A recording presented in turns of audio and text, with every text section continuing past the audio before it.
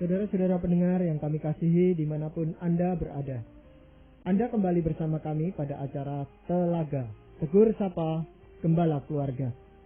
Saya Gunawan Santoso bersama Ibu Ida Yanti Raharjo dari Lembaga Bina Keluarga Kristen telah siap menemani Anda dalam sebuah perbincangan dengan Bapak Pendeta Dr. Paul Gunadi. Beliau adalah seorang pakar dalam bidang konseling dan dosen di Seminari Alkitab Asia Tenggara, Malang.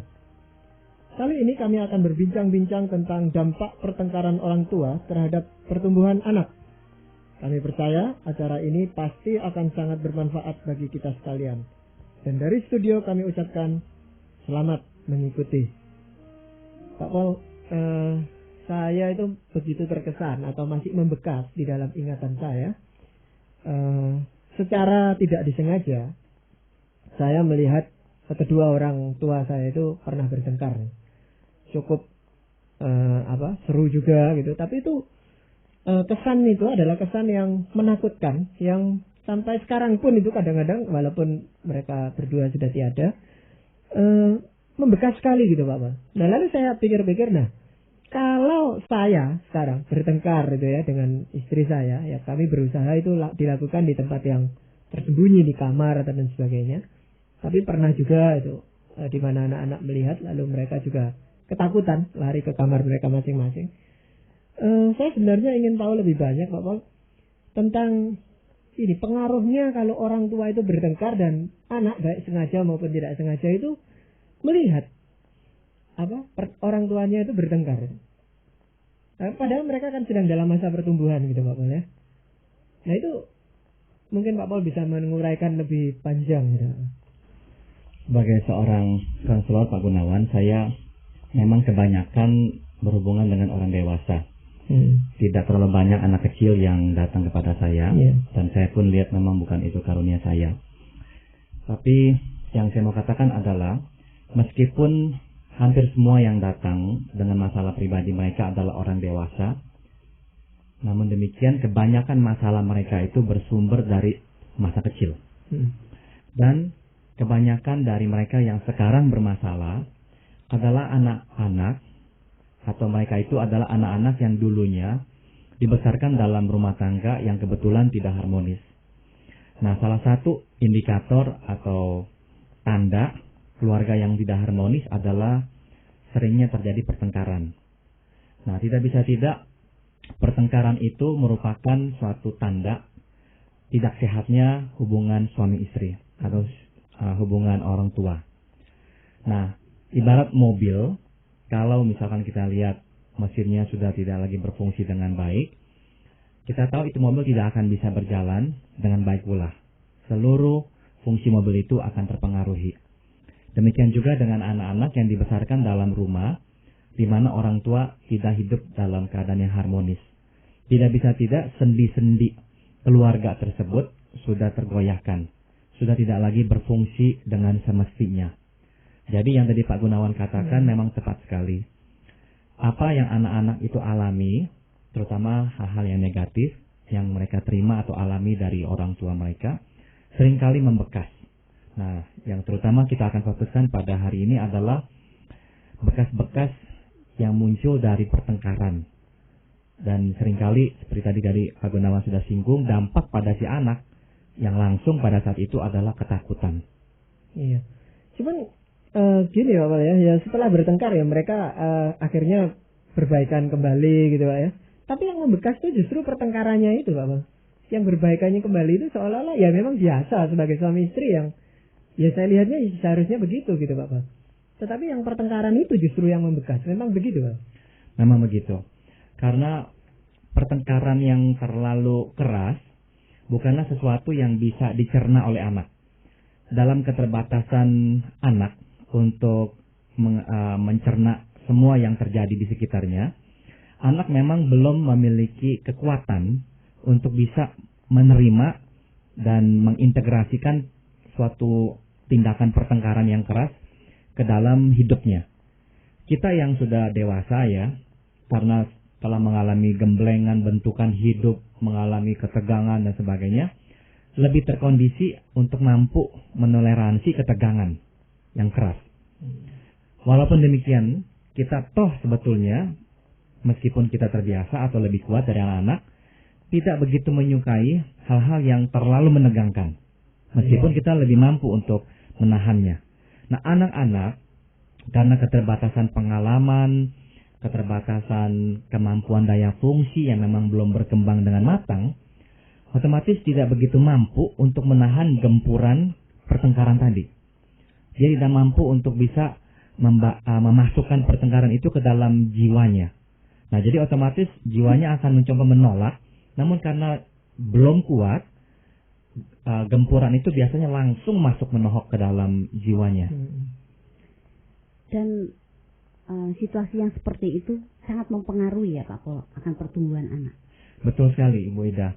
Tidak bisa tidak, gempuran-gempuran dari luar, yang saya maksud gempuran misalnya adalah pertengkaran yang keras itu, akan melumpuhkan sebagian dari daya fungsi anak dan akan membuat pertumbuhan anak itu terhambat, atau hal-hal yang seharusnya bertumbuh dengan lurus atau natural malah terdistorsi, terselewengkan. Jadi tidak lagi bertumbuh dengan lurus atau yang semestinya. Iya. Nah, padahal sekarang ini Pak Pol ya, kita melihat bahwa kekerasan itu ada di mana-mana gitu Pak Pol ya. Jadi dia atau anak-anak ini melihat lewat TV, bahkan secara nyata itu di kehidupan sehari-hari, mungkin di jalan atau di mana gitu, mereka melihat pertengkaran gitu Pak Pol. Tapi dampaknya tetap lebih besar yang di keluarga atau yang di luar gitu Pak Pol? Atau sama? Seharusnya sama. Kalau derajat pertengkaran atau kekerasan itu terlalu berlebihan, dampaknya bisa sama. Yang seringkali membedakan adalah ini. Orang tua bertengkar dalam pengertian tidak sekali. Nah, pertengkaran di jalanan hanya sekali. Ya, mungkin begitu. Jadi anak harus hidup terus-menerus dengan pertengkaran orang tua. Dan mungkin juga ada ikatan emosional itu Pak Pol ya? Tepat sekali. Jadi ikatan emosional itu lebih membuat si anak menolak mengakui dan melihat adanya pertengkaran itu. Suatu kali saya dan istri saya sedang berargumen. Kami tidak berteriak, tapi nada suara kami mulai meninggi. Saya masih ingat sekali anak saya waktu itu masih berusia sekitar 7 tahun. Tiba-tiba dia datang dan berkata, "Kalian bertengkar lagi ya? Sudah, jangan bertengkar." Nah, memang anak-anak cukup bebas untuk mengekspresikan diri kepada kami. Tapi yang jelas adalah saat itu si anak merasa tidak nyaman, bahkan hanya dengan nada suara yang mulai meninggi. Meskipun kami tidak memukul, tidak berteriak-teriak, tapi nada suara yang mulai meninggi pun ya, sudah membuat si anak itu merasa tidak nyaman. Sekali lagi itu karena memang ada ikatan emosional yang sudah terjalin. Ya, yang saya alami bahkan kalau raut muka saya itu menunjukkan kemarahan, anak saya pun bisa merasakan itu Bapak. Dan ya beberapa hari kemudian menanyakan apakah Papa marah pada waktu itu. Dan saya katakan iya. Jadi tanpa kata-kata padahal Pak Pol, tapi sudah dirasakan sebagai kemarahan. Betul. Nah, tadi Pak Pol katakan anak masih belum bisa menerima itu. Itu sampai usia berapa kira-kira Pak Pol? Saya duga secara umum anak-anak itu mulai bisa mengembangkan dirinya dengan lebih baik setelah dia melewati usia remaja sebetulnya. Jadi anak-anak itu mulai bisa menerima hal-hal yang keras sekitar setelah usia mungkin 16-17 tahun. Sebelum itu saya rasa dia masih sulit. Nah, kira-kira aspek pertumbuhan apakah ya Pak Pol yang mempengaruhi anak itu Pak Pol? Ada beberapa ya Ibu Ida.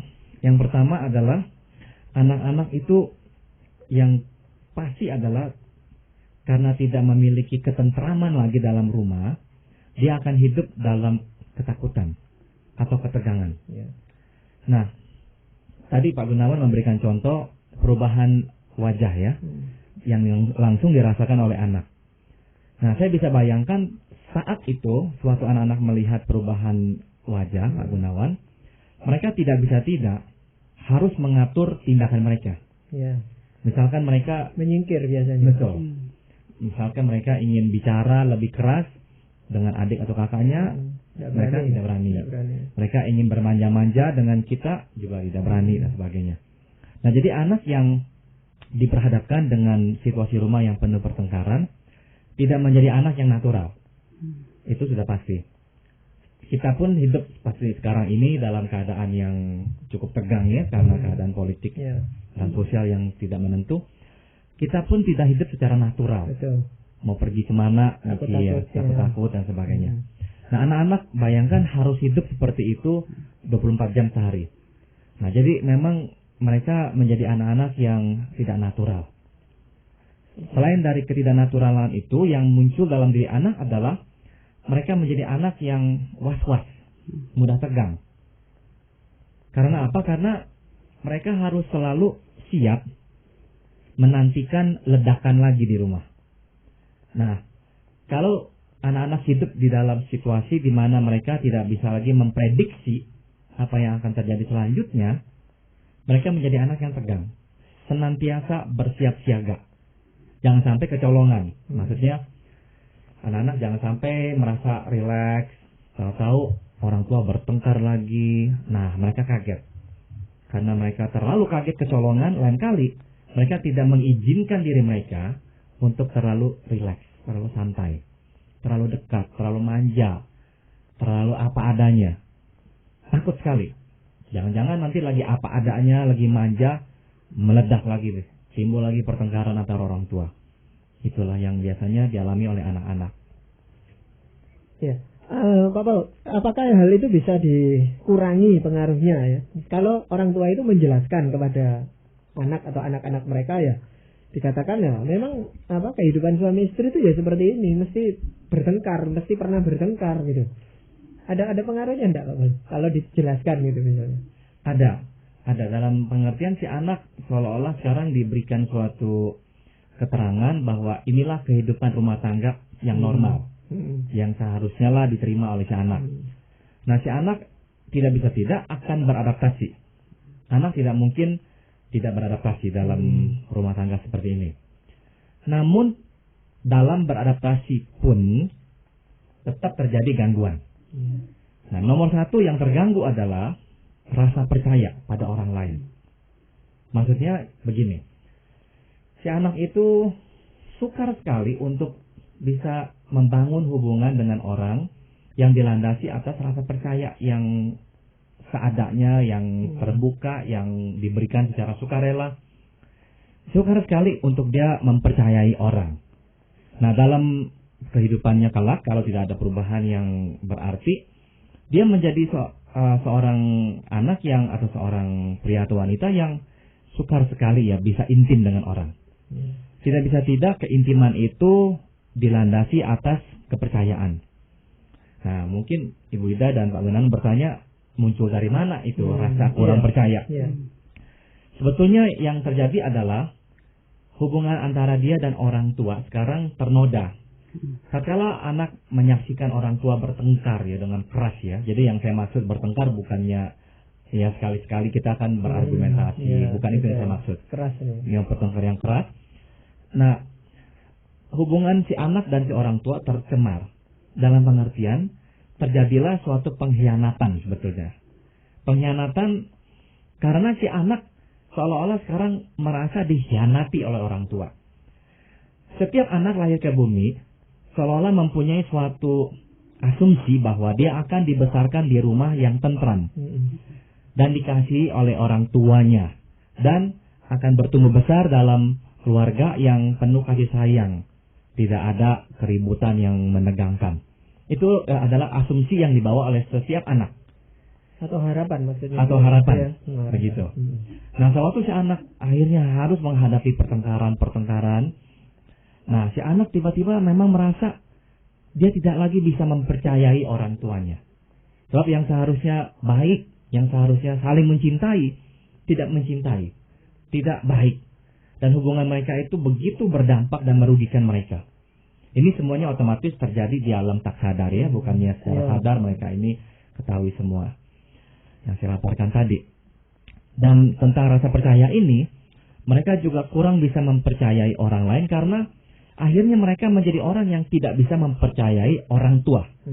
Jadi seolah-olah kalau tidak bisa mempercayai orang tua sendiri, apalagi orang lain. Begitu. Lalu apa ada yang lain, Pak? Jadi bagaimana misalnya dengan itu tadi pola pikir dia gitu Pak ya. Tetapi bagaimana dengan emosinya gitu. Nah, kebanyakan anak-anak yang dibesarkan dalam rumah seperti ini setelah dewasa mempunyai masalah dengan pengendalian emosi. Maksudnya adalah dia menjadi anak yang akhirnya mudah bereaksi, mudah marah. Sebab kenapa? Sebab dalam hatinya sudah tergenang perasaan tegang. Nah, ini bukannya tegang yang muncul sebulan sekali tatkala orang tua agak ribut. Tidak, ini yang saya bicarakan adalah orang tua yang ribut, betul bertengkar seminggu 2 kali, 3 kali. Nah, itu sudah cukup untuk menggenangi hati si anak dengan suatu ketegangan. Akhirnya si anak berfungsi dalam hidup sehari-hari secara tegang. Nah, seperti kita ini misalkan menarik karet.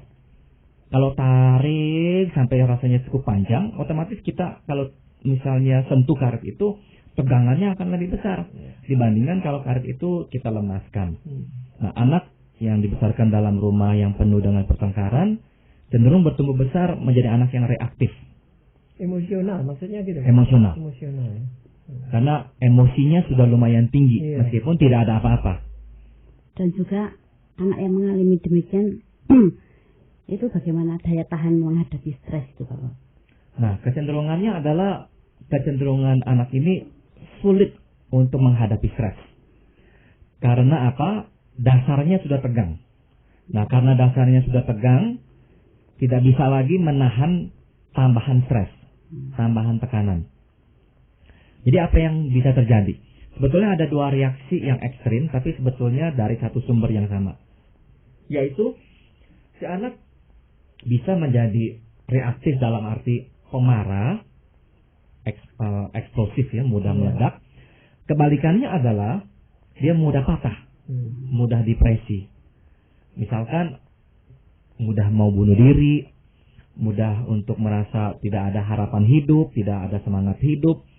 Jadi akhirnya anak-anak ini memang tidak bisa menahan stres. Sedikit stres dialami, reaksinya bisa 2 itu. Bisa dia cepat meledak atau dia mudah patah. Itu terbawa sampai dia nanti dewasa gitu Pak. Kalau tidak ada sesuatu Betul. Kalau tidak ada unsur yang positif yang lain yang memasuki dirinya, dia kira-kira akan menjadi seperti itu. Lalu apa dia akan memperlakukan kalau pria ya, memperlakukan istrinya juga nanti seperti itu gitu. Seringkali begitu. Melihat contoh orang tuanya itu Pak ya. Betul. Dan mungkin kita bertanya ya, kenapa kok munculnya di dalam keluarga kita ya? Seringkali waktu kita belum menikah, hal-hal ini justru tidak muncul. Nah, hal yang perlu kita ingat adalah bahwa keluarga kita, hubungan kita dengan istri kita ini sebetulnya merupakan replika ya, suatu jiplakan dari hubungan kita dengan orang tua dulu. Sebab begini, waktu kita terus hidup dengan orang tua, kita sebetulnya mulai mencontoh dan akhirnya memasuki peran suami dan istri. Kalau kita pria, kita memasuki peran si papa. Kalau kita wanita, kita memasuki peran si mama. Jadi, saya berikan contoh yang lain. Misalkan ada seorang ayah yang tidak setia kepada si istri, pada si ibu. Nah, si anak wanita melihat ketidaksetiaan si ayah. Nah, dia memasuki diri si ibu. Kasihan si mama ini dikhianati oleh suaminya. Nah, tanpa disadari, tatkala dia besar, dia juga sudah membawa peran si ibu atau jiwa si ibu itu ke dalam dirinya. Sehingga nanti setelah dia misalkan menikah, tanpa dia sadari, dia mulai merasakan rasa was-was terhadap si suami. Jangan sampai si suamiku ini mempunyai wanita lain. Nah, ini kan sebetulnya tidak masuk akal. Belum ada apa-apa, suaminya baik-baik saja, kok sudah ada perasaan was-was ini. Nah, sebetulnya yang terjadi adalah ya, karena si anak itu atau si ibu, si wanita tersebut suatu kecil telah mengadopsi figur si ibu ke dalam hidupnya. Sehingga itu nanti dia bawa dan dimunculkan suatu dia menjadi seorang istri. Ada yang gini Bapak, jadi di dalam keluarga itu yang bertengkar gitu ya. Lalu anaknya itu, karena kebetulan anaknya agak banyak itu, terpecah gitu. Sebagian membela ayahnya, sebagian membela ibunya. Memang di dalam pertengkaran kan tidak ada yang salah satu betul. Kedua-duanya mungkin salah gitu ya. Tetapi bisa tanggapan anak itu bisa berbeda-beda gitu Bapak. Apakah itu karena dia yang laki lalu membela ayahnya, tapi ternyata enggak ya? Bukan begitu. Itu gimana Pak kalau kok bisa sampai terjadi pengelompokan ya seperti itu? Ada beberapa kemungkinan Pak Gunawan. Kemungkinan pertama adalah memang ada yang salah. Jadi ada yang salah dalam pengertian yang satu ini kalau marah cenderung kasar. Yang satu marah tidak kasar. Jadi sebetulnya meskipun yang tidak kasar yang salah, tapi pas terjadi pertengkaran, yang kasar itu dilihat salah oleh anak-anak. Sehingga anak-anak lebih memihak kepada yang tidak kasar. Misalkan begitu. Kedua adalah pengaruh dari kedekatan. Misalkan si anak ini dekat dengan si papa. Adiknya dekat dengan mamanya. Nah otomatis dia akan membela yang dekat dengannya. Itu pun bisa terjadi. Yang berikutnya juga adalah si anak harus akhirnya memihak karena dia melihat sendiri bahwa misalkan ya, si ayah itu kok sayang memperhatikan si anak-anaknya. Sedangkan si ibu itu misalkan kurang memberikan perhatian kepada anak-anak. Meskipun dalam hal misalnya pertengkaran itu si ayah yang salah, tapi sekali lagi karena yang lebih banyak memberi perhatian adalah si ayah, dia yang dibenarkan. Begitu. Nah, Pak Pol, kalau memang dampaknya begitu luas, kompleks sekali Pak Pol ya. Mungkin Pak Pol dapat menjelaskan mungkin bagian dari firman Tuhan yang bisa dijadikan pedoman untuk orang tua atau mungkin anak di dalam menghadapi hal itu. Saya akan bacakan dari 2 Korintus 5 ayat 17, ayat yang saya kira kita kenal ya. Jadi siapa yang ada di dalam Kristus, ia adalah ciptaan baru. Yang lama sudah berlalu, sesungguhnya yang baru sudah datang.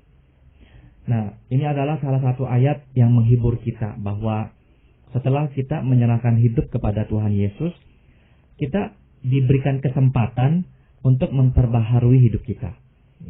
Meskipun masa lalu kita itu mempunyai cengkeraman yang kuat ya, bukannya tidak kuat, tapi sekarang di dalam Tuhan kita tidak lagi berkelahi sendirian. Kita ditemani oleh Tuhan yang hidup dalam diri kita, agar kita bisa melepaskan cengkeraman itu sedikit demi sedikit. Jadi janji Tuhan saya kira sangat menguatkan bagi kita semuanya.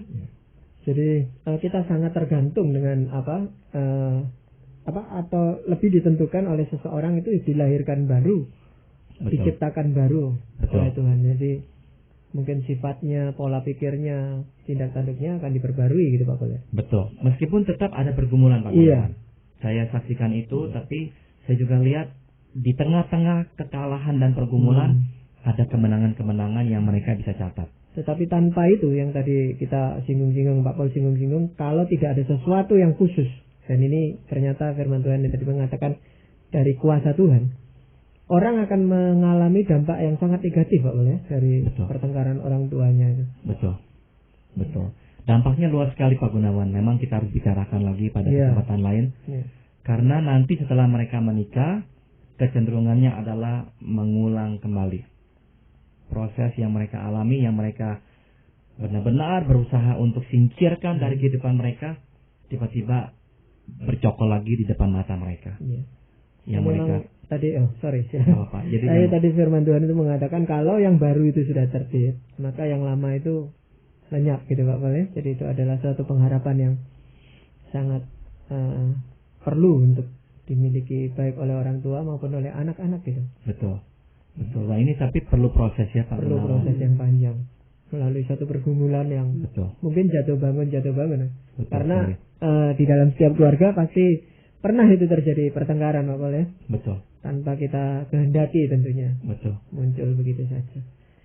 Jadi demikianlah tadi para pendengar yang kami kasihi, kami telah mempersembahkan sebuah perbincangan tentang pengaruh pertengkaran orang tua terhadap pertumbuhan anak.